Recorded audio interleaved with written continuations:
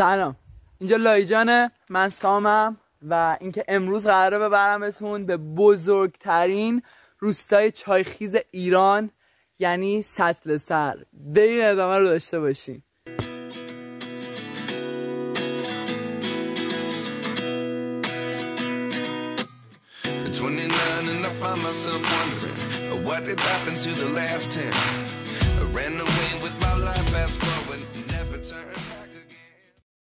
به بزرگترین روستای چایخیز ایران خوش آمدید. اینجا کجاست؟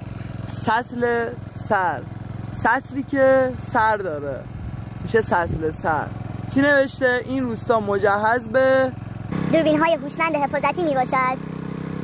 همین اینجا کلا باغ چاییه اگه لایجان بیاین، و اینکه یه ویو خیلی قشنگ اینجا. I love this view. That's the best, you know. وضعیت الان و کنونی بنده است یک کیف به این گندگی آب که تموم داره میشه. میرم الان چشمه پر میکنم، همه پیکان، جاست پیکان و آف کورس باند. موزیک پلی میکنیم و به راه خود ادامه میدیم. بچه جلوتر بزن اینک بردارم، آخه همه جا رو زرد میدیدم واقعا دستشویی میدونم چه وضعیه. بچه ها نکنید جلوتر، چیز خیلی خیلی خفن انتظار منو داره میکشه. ببینید چه اتفاقی افتاده، اینقدر از آب من مونده و اینکه من واقعا همیشه خدا یا تشنمه یا گرسنمه، و اینکه تشنگی خیلی واقعا اذیتم میاره. بنابراین همینجوری داریم خاموش میریم این جاده رو پایین. ولی بهتون بگم که پایین‌تر به یه جا میرسیم اسمش از سرچشمه. توی اونجا یه جا هست که یه آب فوق‌العاده اصلا ماورالطبیعه وجود داره اونجا. یخ، آب سنگینه، یعنی بردن برای آزمایش. من میدونم که آبش آب سنگینه، ولی وقتی میخوری انگار تازه متولد شدی ازن. من یه چیزی میگم شما یه چیزی میشنوید. ولی اینجا چایی، در کنار چایی برنج هم هست. نکنید در این ناحیه شما کلا مزارع برنج رو میبینید که بهش میگن بیجار به زبان زیبا. نه همه جا میگن بیجار. بچه‌ها میشه کامنت کنید، ما بچگی میگفتیم بهش بیجار.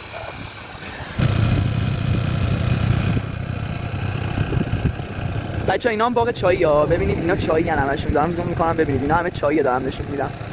اینا همه کلا باغ چایی، کل این کوها رو فرا گرفته و همشون بوته‌های چایی ان که وسطشون یه درختی هم سبز شده. خیلی باحال. انگار مثلا اومدی طرف هند، یه باد خفن داره ملایم میوزه. اصلا هوا اصلا اینجا بی‌نظیره واقعا. از این بهتر هم میشه اگه با این همون ماشین‌هایی که اینجا هستن همتون مشاهده می‌کنید، پیکان و پراید. قطعا اینجا هوای خوبی نباید داشته باشه، ولی واقعا بالای کوین و که ما برای فکر شما و پنداشته‌های شما در اینجا جریان داره.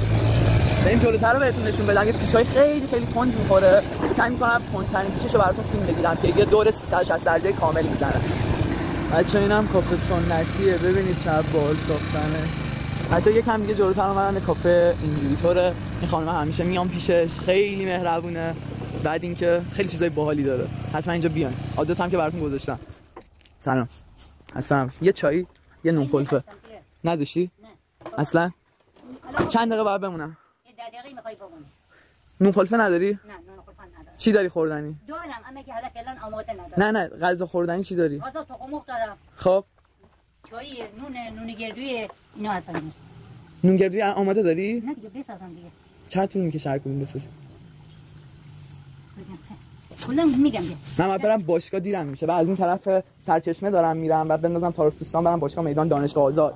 دیرم میشه اونجوری. مرسی. چه اینجوریه؟ بچه‌ها حدس بزنید این چیه؟ تخم مرغ دیگه. فقط وسطش کنده شده. و باز کنیم از اینا بخور. It's good.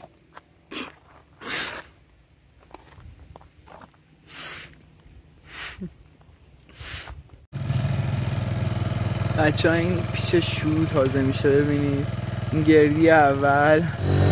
گو تا میتونی پسر. یه بای. بچه ها این پیش چیزی که گفتم بهتون، این پیشه. Look at that. بچه ها آتیش، eat, sleep, camp. موتور سوارا رو دیدین و من گفتن چه حالی داره میکنه این، چه حالی دارم میکنم من. اومدم دخترم لایجان، دوست دخترم الان میاد. بهتون زندگی میکنم بچه ها، دوست دخترم ندارم محصول اطلاعاتون. دست تکون بدین، بای بای کنید دیگه با بچه ها. چی دارید میبرید؟ چی دارید میبرید؟ آب داره توش، ماهیه؟ چیه؟ آبه. تولید و فروش چای سنتی، همه تو چای.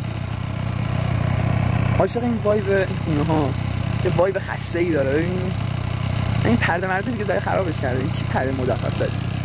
ولی اینا همه کوه چاییه. You know everything is tea in here, you know, like that. That one is a bouteille tea. My English is very very bad, but I know that when I practice it and just speak it, it's make better. شنیه؟ خوبی؟ اسمش چیه؟ بابر شنیه مهمی خوبی؟ دست بهش بزنم؟ نه؟ دستم بگیره دست بگیره؟ بابر اینا بابر هستم. چند ساله؟ 7 ساله هستم. من فکر کنم 6 ماهه هستش. 7 سالمه و خیلی هم بزرگم دیگه. و خودم دارم الان قلدری میکنم تو خانواده سلطنتی برای خودم دارم دیگه. جلو هم میشینم، بغل راننده دستام میندازم بیرون. خلاصا من دارم اشغال میکنم، شما رو نمیبینم. آقا خدا حافظ. بچه‌ها خیلی خطره. و ادخل میکنیم به بحر النجف. دیدی چجوری از بغلم رد شد؟ امیدوارم گرفته باشه. چسبون به من رد شد، قشنگ چسبون.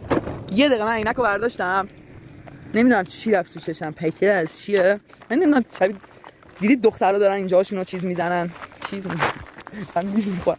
اسمش چیه بابا؟ اسمشون نمیدونم. یه چیزی هست اینجوری میکشین سیاهه. خب اونو دارین میزنین بعد دهنتون باز میمونه. الان اینجوری شد.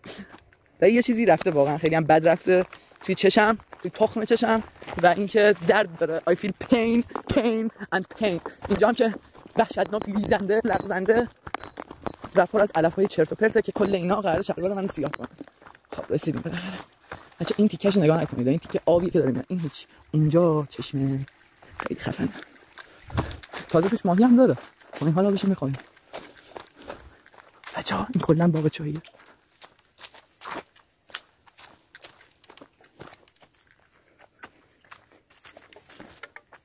یه مار دیدم رفت توی یکی از این سوراخ‌ها. چرا دارم آروم حرف میزنم؟ کلا خیلی ساکته. اینا همه بوته‌های چایی ان. 100,000 بار گفتم. ببین آبش داره از داخل کوه میاد، دل این کوه داره میاد. چه آب زلال و تمیزی، حتی چهره منم توش دیدن میشه یه دستم. خیلی خفنه. خب ما که اینجا نمیشیم پروفایل. بریم کجا؟ خونه این دستا. بچه این دیگه آخرای ولاگا دیگه، ناموسن. من برم یه دور خونه غذا بخورم. من نهار نخوردم، اومدم برم باشگاه با صبحانه. من نهار بخورم، نهار بزنم بر بدن، بشم کرگردن و اینکه اون موقع چیز دیگه اوکی میشم. میرم بعد باشگاه دمبل میزنم سنگین. اوکی من میخوام پاهم بکنم تو آب بچه‌ها. خیلی آبش خنک تو حال میکنه. اوه یس. بعد از اینکه آب کثیف بشه ازش بردارم. حل. بچه‌ها خیلی ازتون ممنونم که تا انتها تماشا کردید. خوشحال میشم لایک هم کنید، سابسکرایب هم کنید، زنگوله رو بزنید. خیلی دوستتون دارم. برام کامنت بذارید، از من حمایت کنید. خلاصه دم همتون گرم واقعا. تا درودی دیگر بدرود. نه ببخشید، به قول آلمانیا چوسیکوفسکی. آلمانیا بر خدافظ دوستانشون میگن چوسیکوفسکی. و اینکه من یه عالم از عمرمو صرف زبان آلمانی کردم و تهش بای.